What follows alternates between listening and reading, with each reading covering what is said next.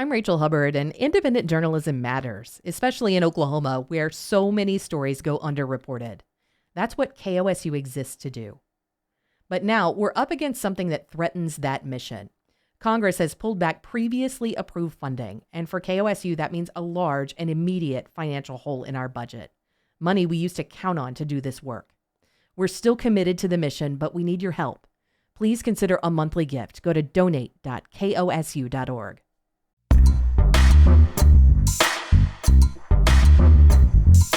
This month on Focus Black Oklahoma, hear how the Ban the Box movement is working to make higher education accessible to people convicted of crimes. Discuss the Tulsa curfew restricting people under the age of 18 from the downtown area after 9 p.m. on weekends. What's going on in your city? Learn about the growing partnership between Tulsa and its newest sister city.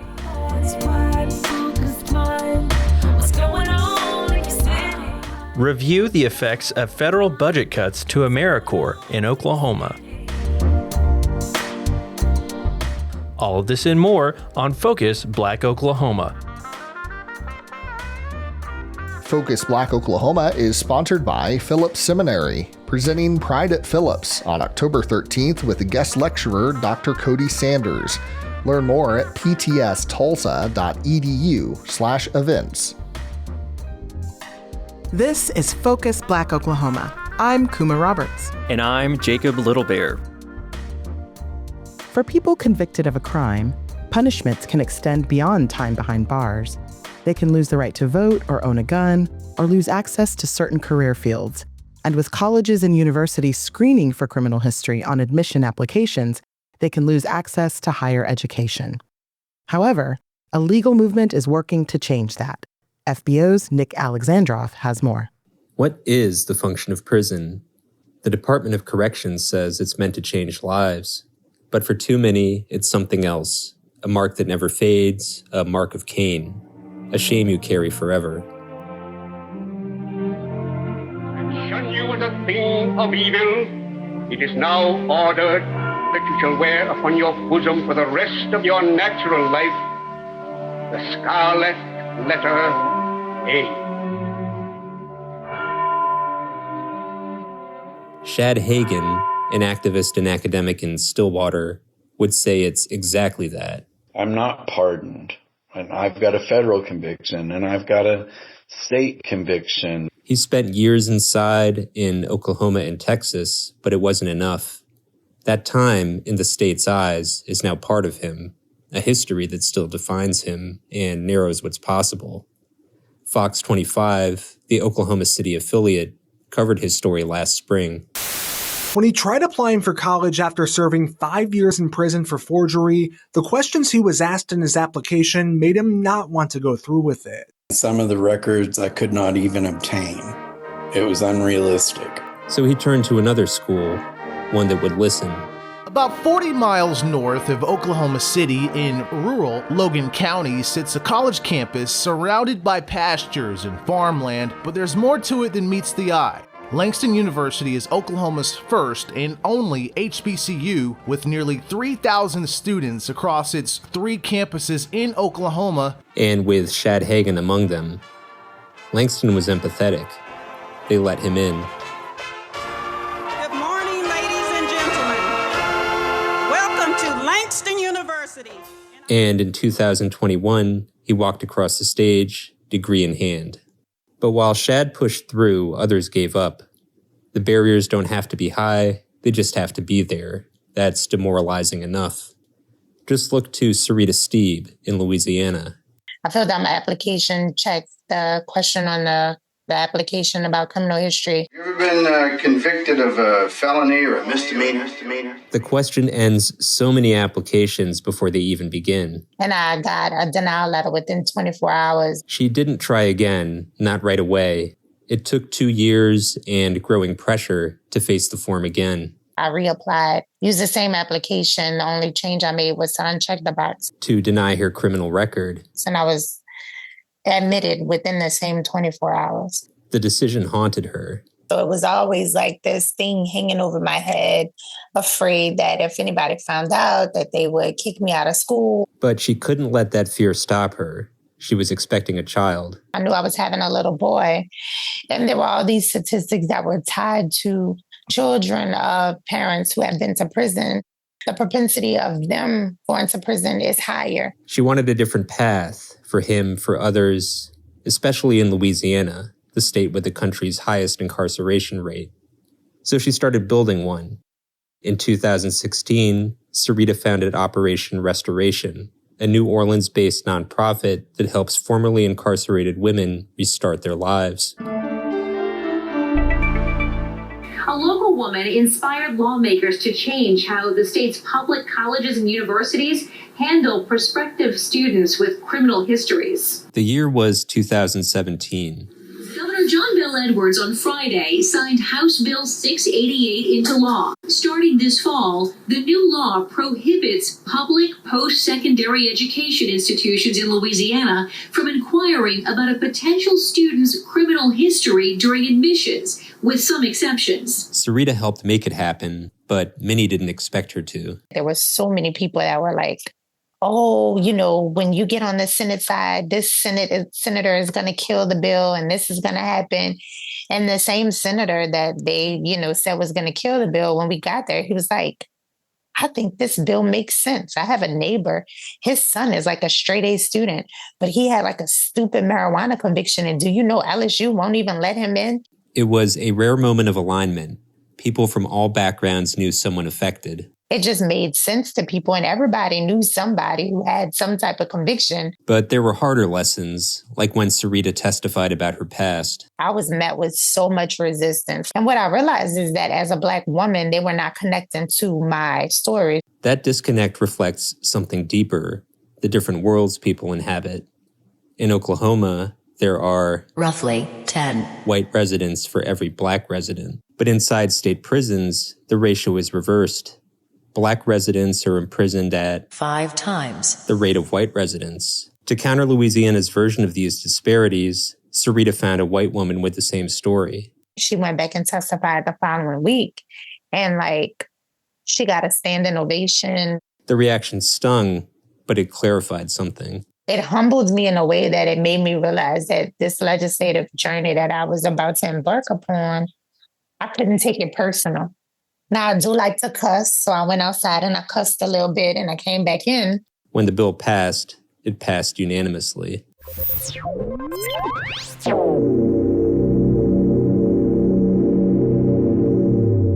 In Oklahoma, the stakes are just as high. Next time you're out to dinner, find a table of 4. Statistically, one of those people has a record. Now find a group of 5. One of them, by state estimates, has a felony conviction. Oklahoma activists like Shad Hagan want to change what that means. There's a growing sense that if Louisiana can do it, so can we. Like Oklahoma, it's deeply red. Unlike Oklahoma, no one's wondering if it counts as a southern state. These are individuals who have served their time. How are we making sure that these individuals have access? That's Trish Ranson, Oklahoma's state representative for District 34. This past session, she introduced House Bill 1980, a kind of stepping stone toward a full ban-the-box measure like Louisiana's. It would have eliminated questions about an applicant's criminal history, but only for students enrolling online. The bill failed, not on its merits, but because Oklahoma uses the same application for in-person and virtual students. Not a policy disagreement, a technicality. But supporters say that shortfall is reason to go bigger next time, even as they remain clear-eyed about the obstacles. For Shad Hagan, the issue is deeper. Policymakers and campus officials who fear that admitting former felons would make colleges less safe, even though studies show the opposite. That's my frustration, because the research doesn't matter. You can have the best evidence in the world. You can take them 20, 30, 40, 50, 60, 100 studies, and they'll still vote the other way. That resistance isn't unique to Oklahoma, but here, as elsewhere, people keep pushing. Because like Sarita or the Louisiana state senator who became her unlikely ally, Too many Oklahomans have faced closed doors, or know someone who has. The more reason advocates say to ban the box. Ban the box. Ban the box. Ban the box. Ban the box. Banning the box. Ban the box. For Focus, Black Oklahoma, I'm Nick Alexandrov in Tulsa.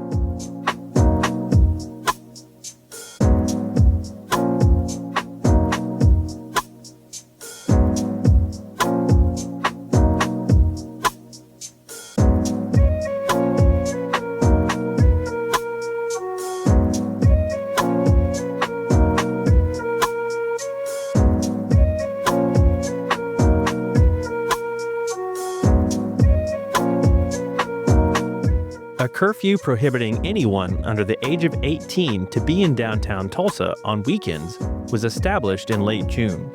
The new policy was implemented in response to downtown business owners telling city leaders they believe the presence of youth near their establishments is harmful. A recent string of violent incidents this year involving young people downtown was the catalyst for this curfew.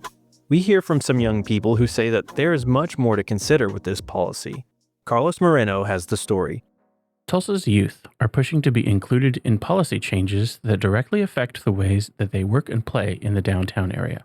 Concerns from downtown business owners about youth congregating in parking lots and a recent string of violent events involving young people attending public events and parties has prompted the Tulsa City Council and Tulsa Police Department to change curfew hours for youth under the age of 18. The council voted on the change following an afternoon press conference on Monday, June 23rd, by Mayor Monroe Nichols. One takeaway from all this is I want our community to know that we're wrapping our arms around these young people, and we're going to be working together to make sure we get them on a better path. And that's why today, with the hard work of our council, led by Vice Chair Karen Gilbert, our team has been working, and she will talk to you in just a little bit about an updated ordinance to be voted on Wednesday. If passed, I look forward to signing it. It would create a mandatory curfew in downtown within the IDL starting at 9 p.m. for all persons under 17 years and younger. The new curfew went into effect on June 26th, prohibiting anyone under 18 to be within the central business and surrounding entertainment districts of downtown Tulsa, collectively known as the Interdispersal Loop, or IDL, between 9 p.m. and 6 a.m.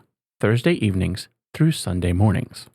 While the policy change seemed to appear reactionary, Tulsa Police Department Captain Richard Mullenberg stated in a June 26th interview with News on 6th Cal Day, quote, "Our downtown partners, the people who live downtown, work downtown, have businesses downtown, they've been asking for some type of relief for some time," unquote. City Councilor Lori Dector Wright pointed out that the discussion about regulating youth presence downtown is one that has been ongoing among the city council as well. Councilor Gilbert even said in that meeting, this wasn't a working group. The chief of police came to me, we were working on it, and I went to Councilor Bellis and Hall Harper because this is their district.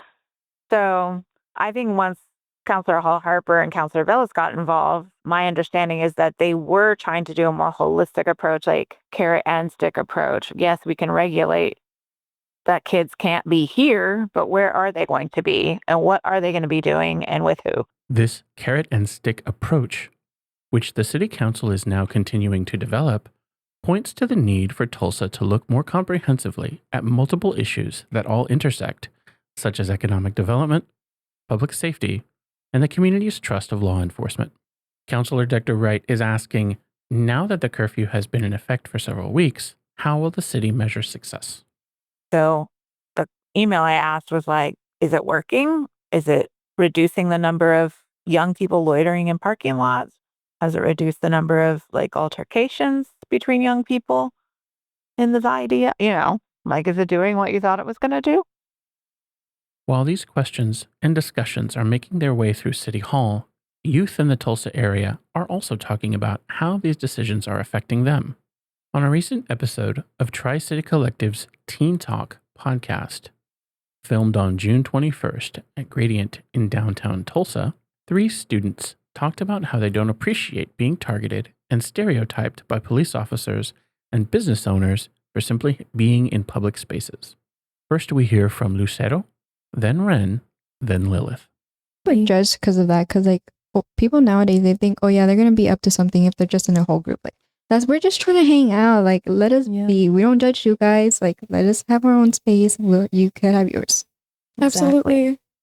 Yeah, I think that it's hard for young people to carve out spaces for themselves because a lot of adults will kind of like look down on it, think that like we're up to something or like something that is festering when we're just trying to build community and connect with each other, which is hard enough.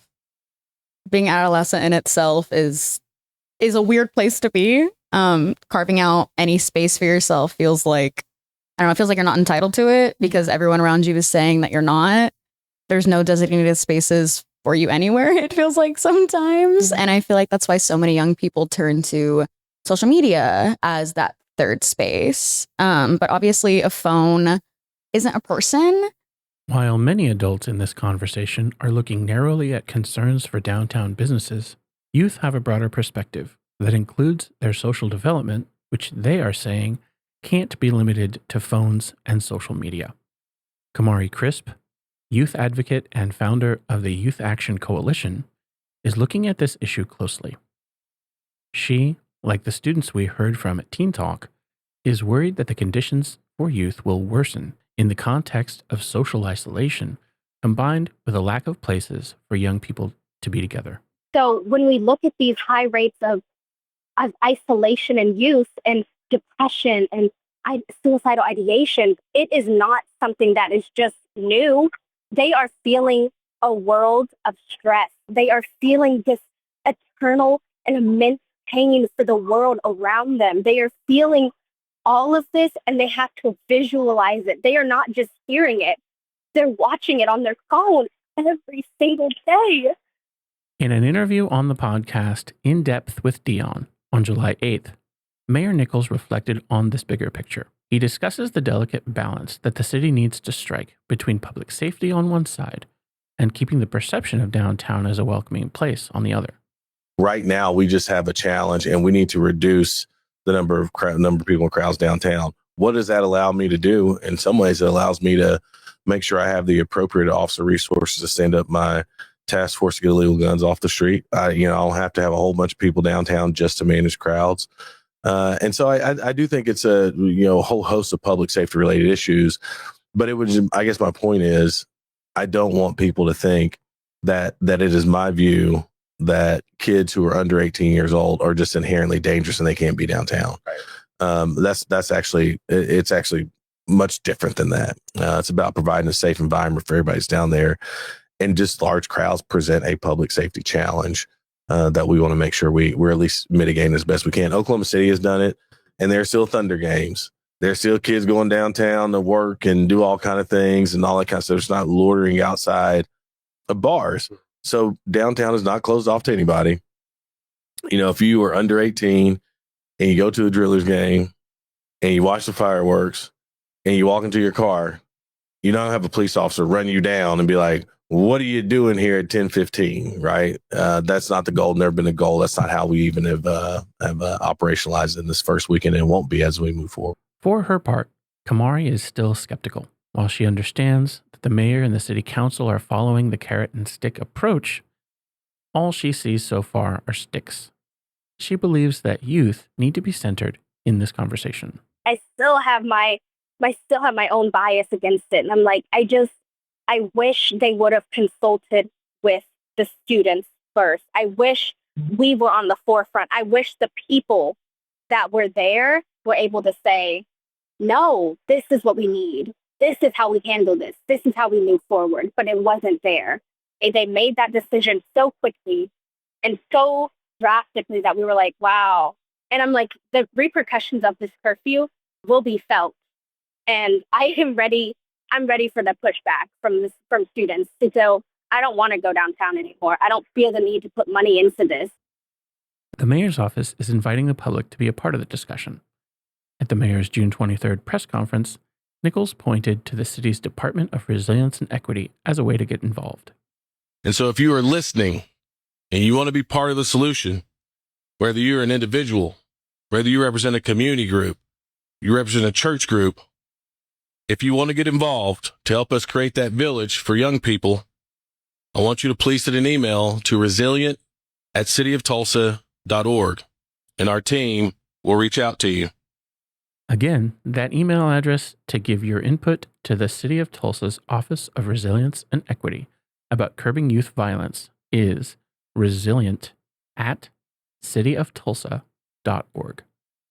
Their phone number is 918-596-7411. Tri-City Collective, in partnership with Greenwood Griots and the Oklahoma Eagle, will be hosting a youth-led discussion about whether the city's policies are achieving their intended outcomes at 6 p.m.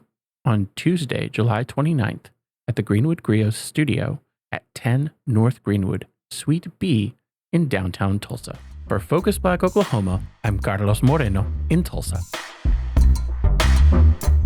You're listening to Focus Black Oklahoma. Would you like to pitch a story to FBO? Or work with us as a correspondent? Please email us at contact@focusblackoklahoma.com. Or call 918-807-3886.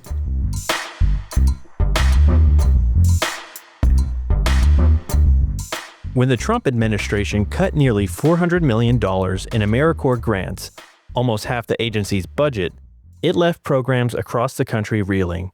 In Guthrie, the impact was immediate. Volunteer capacity plummeted, youth and education programs stalled, and staff morale sank as the community safety net frayed. FBO's Jordan Sinkfield has more.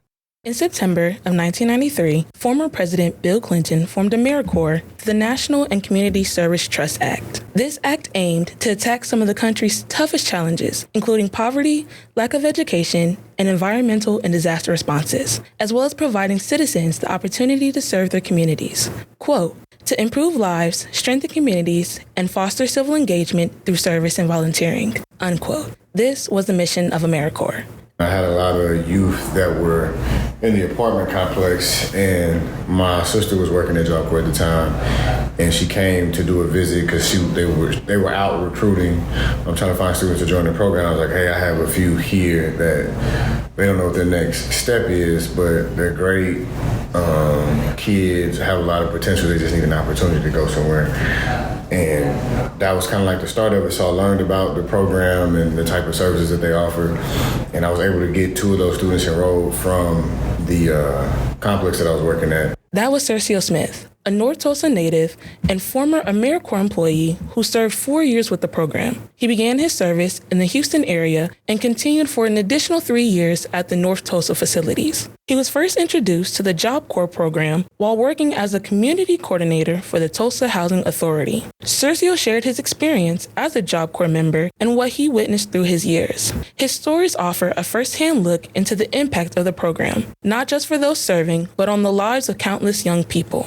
It was great from both like a team culture standpoint. It's probably the closest team that I've ever worked with. A lot of people have been there for years. So it was walking into an established culture where there's a lot of trust among staff, and you could see that translate to students that came in. So we had the infrastructure to be able to support students who, I would say a good majority of them come from hardships, whether that's economic, that's family hardships, you name it. And so that structure that we were able to provide, was really important. You got students that enter in every week, and you have students that graduate every year. And just the graduation, like you can see the joy in their face, and it's probably the first time that they've been celebrated, like that for their education accomplishments. Job Corps gets a lot of stigma and bad rap in terms of the students that go there, but they're just like anybody else that just needs an opportunity. And once you're able to water that seed, like you just watch them grow. Job Corps wasn't just a place to harbor skills and opportunities. It fostered a sense of security and community for middle and late adolescents whose options were limited. For many, it may have been the first place where they were seen, supported, and felt capable of changing their circumstances. It offered more than just vocational training. It gave young people a structured environment to heal, to build confidence, and to imagine a future beyond survival. In a world that often overlooks them, Job Corps became a lifeline. In May of 2025, the Trump administration decided to defund AmeriCorps programs as a large financial cut for the nation's, quote, well-being, unquote. Over 32,000 AmeriCorps members and volunteers were sent on leave, and nearly $400 million of grants were terminated. These cuts affected over 1,000 programs, including Oklahoma's North Tulsa and Guthrie facilities. Italy Fields, a recent Langston University graduate and current AmeriCorps member, had just started her third week at the Guthrie location when she learned that her future, as well as the future of others, were gone in the blink of an eye. Oh yeah, it was horrible. I found out the day it happened when I walked into work. So usually my day consists of when you get to work, you pull up to the gate, you scan your badge, go in, pull up in front of the recreation building in the park, and walk into the gym. Every Monday at 3 o'clock, they have a meeting, like a staff student meeting, like everybody in the gym. And I noticed nobody was in the gym, not even staff. So I'm calling my supervisor, asking what's going on. He said, come to dorm 28. Went over there. There's boxes everywhere. Nearly 60% of the students from the Guthrie facility were suddenly sent home, some with only a few bags, their transcripts, and the faint hope that the program will return. Italy describes the moment she witnessed the news of the AmeriCorps programs being dismantled, leaving staff squandering for immediate solutions. We had that meeting. The kids were confused, very upset, and after the meeting, it lasted probably about 45 minutes. They set up tables for them to get all their transcripts and stuff and information, and then they went back to their dorms. They packed all their stuff. It was really sad. Watch all the kids. They didn't know what they was going into. They were dropping kids off at home, homeless shelters, the airport, everywhere. They was just dropping kids left and right. So it was sad, real sad. As of June 2025, U.S. District Judge Deborah Boardman in Maryland issued a preliminary injunction to help prevent the Trump administration from moving forward with the AmeriCorps cuts, ultimately putting a pause on student departures from the programs nationwide. For the Guthrie facility, the pause offered a narrow window of relief. Italy, still navigating the chaos of the initial shutdown, described the return of what she called, quote, first priority students, unquote, those facing homelessness and those just weeks away from completing the program. For now, thousands of AmeriCorps members and programs are still in limbo. The temporary pause echoes with the weight of the unknown, and local programs are left to navigate a legal gray area, caught between hope and uncertainty, forced to prepare for full reinstatement and shutdown at the same time. For Focus, Black Oklahoma, I'm Jordan Sinkfield in Guthrie.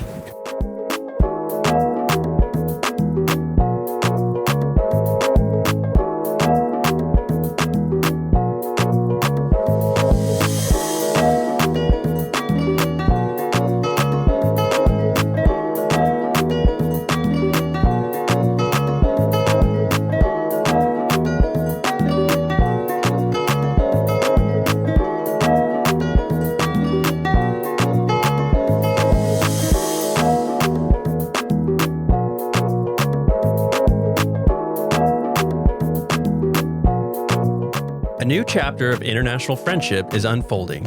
In April 2024, Tulsa signed its 9th sister city agreement with Mwanza, Tanzania, its first partnership in nearly 20 years. For Tulsans and Tanzanians alike, this connection offers a chance to deepen cultural ties, build business relationships, and challenge the stereotypes that often cloud perceptions of the African continent.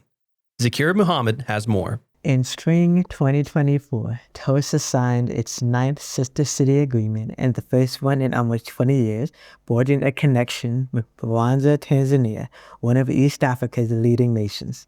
This represents an opportunity for Oklahomans to engage with the broader world and break down common misconceptions about the African continent, which is home to 54 countries. This partnership had been years in the making.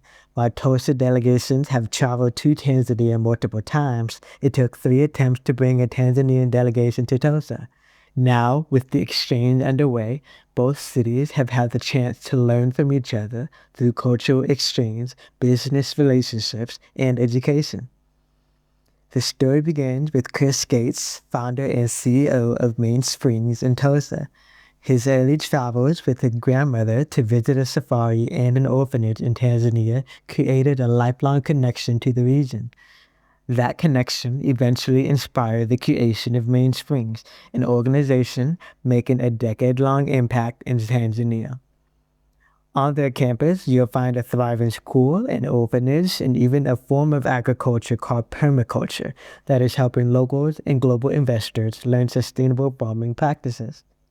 We founded Mainsprings back in 2006, initially as a home for vulnerable girls who had nowhere else to turn. And as we lived and worked in the community, started noticing huge gaps in services for students in the area. The public school had 900 students and only 3 teachers at the time. And so we started our own school to help. And we also recognized that most of our community members live off the land, but they don't get enough. And so we implemented a form of agriculture called permaculture, and started to really see transformations on our own land growing more food, but then also the surrounding community members better able to feed themselves, sell surplus, and ultimately live a more fulfilling life. Dr. Delia Jurich, PhD, founder of IODM Travel and former University of Central Missouri professor, traveled to Tanzania on behalf of the city of Tulsa. I was a part of the task force that the mayor sent and participated in October of 2023 that ultimately ended in the Sister City Agreement being signed in May of 2024. We had this conversation like in the summer, and then in September we got a message saying, hey, the mayor has made a selection and we would love for you to participate in this task force to help make the decision to do the groundwork on whether this would be a great relationship. And that's how about 3 months prior to the actual visit, my involvement had been, and then ultimately having the opportunity to travel with a group of Tulsans to Tanzania. In 2017, Vanessa Hall Harper, Tulsa District 1 City Councilor, championed an effort to create a sister city relationship with an African country. Despite facing early setbacks and a lack of support, her determination laid the groundwork for what would eventually become a formal partnership under Mayor G.T. Bynum's administration. Though Hall Harper was excluded from key trips and discussion, her passion for building bridges between Tulsa and Mwanza remained unwavering. Made the request to the Global Alliance to have an African city. At that time, I didn't get a lot of support at the end of the day. There's an application and there's a lengthy process that you really need to know a lot about in order to be successful. And so I did not get that support then. And so it kind of just, fell by the wayside. And so they knew, Global Alliance knew that I had inquired about this and wanted it. And so I was able to assist with pulling together a group of citizens from Tulsa, African American, people of African descent, to have this discussion. And we did that, again, along with staffing that was brought in to facilitate the whole Sister City process through the Global Alliance. But then after that, I was pretty much kicked to the side. I didn't know anything. We were just looking. Ghana had come up and some other cities had just come up in the discussion. But there's requirements, right? Through that process, if they have a sister city relationship with someone else or something like that, that can disqualify you. I'm happy about it. I'm not saying that in a negative way. I appreciate that we have one. But again, I was just left out of the loop for the most part. Councilor Hall Harper then spoke of her hopes for cultural and educational exchanges that can bring the communities closer, her perspective on the transcontinental partnership, and what it means for the future of Tulsa. I had an opportunity to meet the delegation that came, and I think it went very well. And I'm certainly excited to be able to see what a sister city relationship could be and could look like. I definitely have an excitement about seeing where the relationship can go and how it can grow. and how we can be a benefit to one another, not only as cities and municipalities, but of people of within the African diaspora. I'm looking forward to exploring and to seeing how we can connect here in the city of Tulsa. The initiating process picked up momentum when Mayor G.T. Bynum met Delegate Chris Gates and later traveled to Tanzania with him. Gates shared the memorable moment. The first delegation trip was a year and a half ago in October of 23, and it included Mayor Bynum and myself along with about 10 other people, and from various industries, businesses, nonprofits, some from the city government as well. And it just happened to be the mayor of Mwanza's birthday, and so we all got to have birthday cake and celebrate with him as well. So it was a great kickstart to what's been a wonderful relationship. Dr. Delia Jiris, who was one of the 10 people, shared her perspective on the initial trip. So we came as strangers. We departed as friends because we were bonded by this experience. We brought these different perspectives of Africa to the table. We brought these different perspectives and experiences from Tulsa. So that's one of the things that I will always remember about this journey. And it is very central to what Sister City programs are about. It is about building those relationships of understanding culture and creating friendship. According to the Tulsa Global Alliance website, quote, on April 2nd, 2025, Tulsa Mayor Monroe Nichols welcomed the delegation alongside community leaders and Tulsa Global Alliance staff and supporters at a formal signing ceremony held at the Arbus Convention Center. While the Sister City Partnership was formally established in Mwanza during the 2024 signing ceremony, the Tulsa event marked a full circle moment. Hosting the Mwanza delegation for the first time allowed Tulsans to reciprocate the hospitality shown abroad and celebrate the partnership here at home. End quote. Chris Gates shares his experience being in attendance. We just had in early April our first delegation come from Tanzania and from the city council and a bank to Tulsa for a full week, and we had a fantastic visit. So their minds are still spinning with opportunities. We're following up on a lot of the conversations that were started, but we really see a multifaceted approach. We want to involve students from all over the city, all walks of life, and possible exchanges, whether virtual or in person. The in-person will definitely require more fundraising, but we can start simply with even virtual exchanges between different schools and students and really try to create this connection. This growing relationship is a reminder of the value of global connectivity. For Tulsan, this is a unique opportunity to travel, learn, and contribute to a partnership that promotes benefits far beyond borders. And for those curious about Tanzania, there's a wealth of knowledge and inspiration waiting to be explored. For Gates, the success of this partnership has been about collaboration and dedication from both sides. I am really, really proud of how different organizations in the city came together to really pull this Sister City partnership off in less than a year, because Mayor Bynum really wanted to have the Sister City be official before he left office, and we were able to accomplish that. That it was just incredible to see so many different people on both sides of the pond working so diligently, doing all the paperwork, all the logistics. You know, we've had 3 different delegations come from Tulsa to Tanzania within a year and a half, as well as one from Tanzania to Tulsa. So that's taken a lot of work and logistics, as well as the official kind of agreements that we had to put in place. So I'm really impressed with everybody who was involved. Now it's up to Tulsa to embrace this opportunity and build on the relationship. For Tulsa residents or students wondering how to get involved, Chris Gates has a simple solution. I really hope that people can hear this and want to get involved, want to go to Tanzania, or if they don't want to make that long of a trek, be involved in some other way, whether it's through our virtual exchanges or fundraising or even community events that we're going to do throughout the next year. They can go to tulsaglobalalliance.org or email Mwanza at tulsaglobalalliance.org. As Gates, Councilor Hall Harper, and Dr. Gillis note, the Tulsa-Mwanza partnership is more than a symbolic connection. It's an opportunity to drive real change, foster cultural understanding, and build a stronger global community. For Focus, Black Oklahoma, I'm Zaakirah Muhammad, Indiana Beach, Kenya.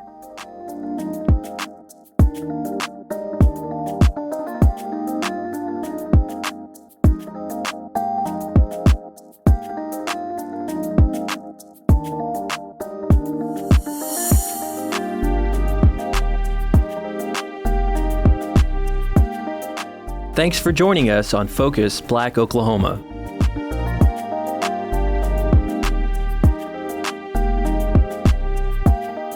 As we enter another Oklahoma summer, Sondra Slade serves up a slice of life tale about her first experience with allergies. Please be advised that this story may contain whimsy, humor, and nostalgia. Did you know you could develop allergies at any age? I didn't, and wow, did it throw me for a loop. For my 11th birthday, my mom was making the cake, my dad had the grill set up outside, and my aunt had made the decorations. The neighborhood kids were all invited, and I could hardly wait. That Saturday morning, I woke up early and went into the kitchen as the smell of pancakes and bacon were wafting through the air. My mom was in her yellow flowered muumuu, and just beneath her yellow and blue scarf, her rollers were sticking out. Back then, I thought my mom was a master pancake flipper, till I got older and realized she had a huge spatula. My dad gave me a big hug as he was passing by, and at the same time, swiped some bacon from the platter. My mom, half yelling, half laughing, told my dad to wait till it was time to eat. He laughed and said, "If you can't catch me, then it doesn't count." I sat down ready to eat. Next to a French toast breakfast, this was the best. My sister came stumbling in, not because she was drunk. She was a toddler and had to wear corrective shoes. My mom reminded me not to get too full on the pancakes because my dad was going to grill. I could just taste the hot dogs with slightly burnt pieces with mustard and onions. I had my birthday clothes laid out. My sneakers, my pink socks, pink and orange flowered skirt, and my orange blossom shirt. I couldn't wait to wear my new clothes. I put on some regular clothes so I could ride my bike around the neighborhood. The first place I stopped was Miss Pat's place. She had a daycare and was also the candy lady. She told me I could pick out 4 pieces of penny candy since it was my birthday. The smell of garbage hit me. As I was picking out what sweets I couldn't wait to get, she was telling me about her no-good teenage daughter. Miss Pat was a large woman with a voice that sounded like a flute with too many holes in it. She said Tiffany, her daughter, couldn't find her way out of a paper bag. Apparently, Tiffany did not take out the garbage and the whole house was smelling. Miss Pat said Tiffany would lose her head if it wasn't already on her body. I got my 4 pieces and reminded her of the party and hurriedly got out of there because the smell was getting to be too much. As I rode around the neighborhood, I waved at some neighbors, then pulled up to my friends who were over in the parking lot of the high school behind our neighborhood. I watched Brandon do some wheelies off the speed bumps, then Terry and I took off so we could go see the outfit she was wearing for my party. It was getting warm, and my mom had told me not to sweat out my curls. However, they were fast becoming flat in the heat. At Terry's house, we stopped outside to get a drink from the hose and grab some honeysuckles. Once inside, we went to her room, and she had her strawberry shortcake shirt out with her pleated jean shorts. We sat on her bed looking at books. Then I saw the clock and it was noon. I headed back to the house, trying to make sure the remaining curls would not go away.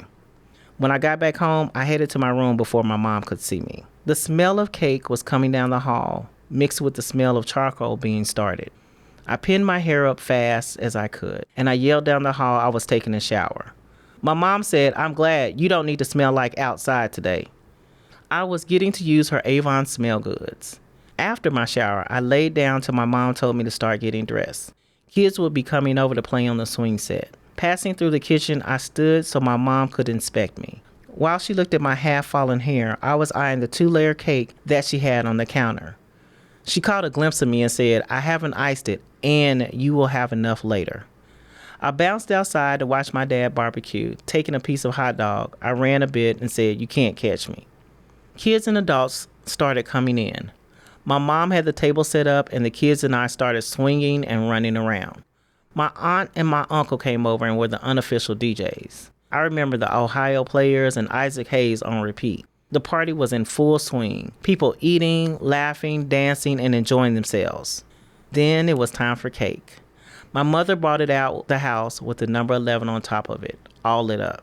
She placed the platter right in front of me, and there was this 2-layer coconut ice cake, so fluffy and moist looking.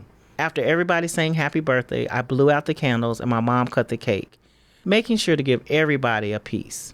Of course, I was served first, and by the time she was done, I was finished eating mine and went to party with my friends. After a while, I felt hot and asked if I could change. My mom said, of course. I went to change and felt itchy, so I put some lotion on. I went back outside and started playing. I was getting really thirsty and went to grab a pop out of the styrofoam container. That cool water felt so good, I stuck both hands in there. My dad looked over and told me just to grab one. I moved, then I felt like laying down. When I woke up, I was in my room and my mom was asking me how I felt. I told her I was dizzy. Earlier, unbeknownst to me, I had gone to sit down and the condiments were on the bench. They went flying through the air as I was tumbling to the ground. They had splattered on Mrs. Pat's daughter, Tiffany, and her boyfriend. Miss Pat just sat there and laughed. I also had tried to cool my face off in the container, apparently. I looked at my mom, who said, we're going to the hospital. Once there, they asked my mom a bunch of questions. That's when we found out I was allergic to shredded coconut. The only thing I was upset about, though, was that I missed the rest of the party. I stay away from everything with shredded coconut. However, I put coconut oil in my hair and on my body, but I stay away from shredded coconut. My mother, however, has offered me almond joys, coconut breaded shrimp, to which I'm also allergic to, and German chocolate cake. When I remind her, she says, oh, I keep forgetting. It's only me and my two sisters, and I'm the only one with allergies. Fast forward to this past Memorial weekend. My Aunt Frances, the rodeo queen, is also known for her sweets, namely her cookie brownie combination. This time, she made her equally famous chocolate cake. I couldn't wait to tear into it. I spied it when it was still in the container, and my mouth started watering. I stacked my plate up with other various delights, roll sandwiches, fruit, chips, and cookies. I walked back up to the table with a special plate just for my cake. Just before I got ready, my cousin was finished slicing her piece. I looked, it seemed like something was white on the knife. Me thinking to myself, she must have hit that on something. But as I got closer to the cake, I could see the shredded coconut on the knife and my heart sank. My aunt saw me walk away and asked why I didn't want cake. I told her because it has coconut on it. She said, so? And I told her I was allergic. To which she replied, it's just on the bottom. I said, Auntie, that means people have used a knife and cut into the cake, which put the coconut everywhere else. Then she said, just wipe it off. I told her that's not how allergies work.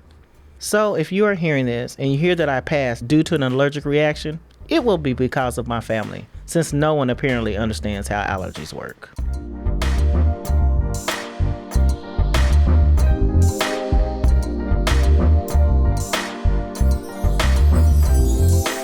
This fall, I'm leaving for the University of Pennsylvania as both the oldest and youngest associate producer at Focus Black Oklahoma. I'm Smriti Iyengar, and I've been a member of this team since 2021, back when I was a rising freshman in high school. I first joined Focus Black Oklahoma through a Tri-City Collective writing workshop, but somehow I found myself behind the scenes working in production rather than starting out writing stories. By the time I was a rising sophomore, I went from being an intern to being an employed associate producer. Through this program, I found a passion for audio production, editing, putting together stories, even vocal coaching, leading me to create my own podcast called Tea Time in Tulsa. I've enjoyed being a correspondent and expressing my own voice, as well as inviting others to tell their stories on NPR.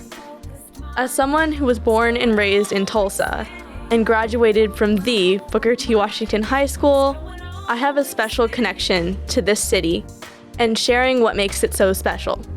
Going into the field of electrical engineering in Philly, I feel confident in taking up space as a woman of color in a male-dominated field, directly because of my experience behind the scenes as a POC in audio production at Focus Black Oklahoma.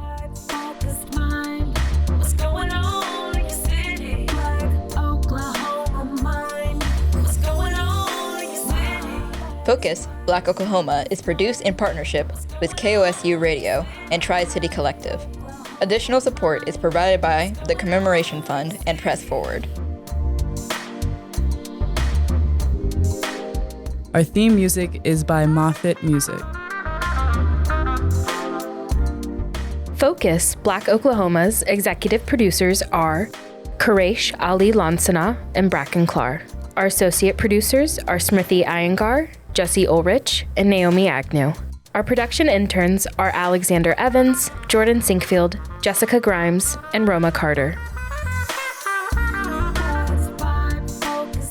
You can visit us online at kosu.org or focusblackoklahoma.com and on YouTube at Tri-City Collective OK.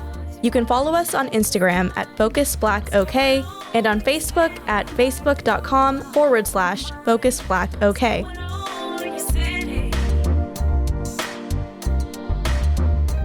You can hear Focus Black Oklahoma on demand for free at kosu.org, the NPR app, npr.org, or wherever you get your podcasts.